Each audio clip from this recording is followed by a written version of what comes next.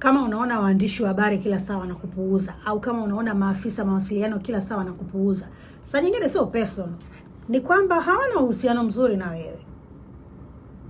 Haya, na video hii ni kwa ajili ya kusaidia wachache ambao wanakuwa hawajui jinsi ya kutengeneza uhusiano na mwingine. Chap hizi nitazitaja tu, it goes without saying. Okay? Heshimu muda wao. Usipotezee mtu muda. Usiwasiliane ukiwa na shida pekee. Jenga uaminifu. Usiwe mkali unnecessarily, kama mwandishi mkali, kama afisa mawasiliano mkali. Usiwe mkali bila sababu. Mambo ya nyumbani kwako ashia huko nyumbani kwako. Kuna mtu akafanya semaga hivi. Soma press release kabla hujauliza maswali. Saa nyingine bwana mimi nataka kuuliza, kumbe kila kitu bosi wake alishakisema hapo kwenye press release kipo. Wewe vipi? Usivunje mahusiano kwa kutafuta sifa. Unajua mimi namjua bwana fulani, ngoja nimpigie simu hapo muone. Au ngoja nipigie simu hapa nimuulize.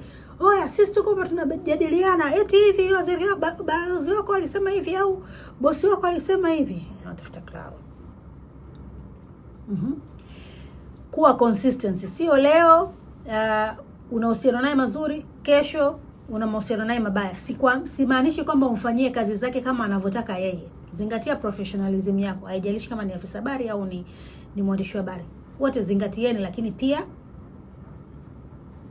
muwe consistent na uhusiano wenu. Kingine ni kwamba tambua na yeye ni binadamu. Kuna muda mwingine ana pressure na kuna muda mwingine anakuwa kawaida. Sio tu leo kisa bosi wake huko alimlipukia, amekuja kwenye press amekuwa mkali basi fai kabisa. Yaani yule anakuambia guys. Nyingine ni kwamba networking ni kitu muhimu. Kila siku huaga naimiza jamani, networking ni kitu muhimu. Kwa hiyo zingatia hayo. Kingine nini? Nimesema 9, sitaji cha 10. Au cha 10 naandika kwenye comment ili na wewe useme kingine cha 10 ni nini. Haya ndio mambo ya kuzingatia katika kutengeneza uhusiano bora kati ya mwandishi wa habari na afisa mawasiliano.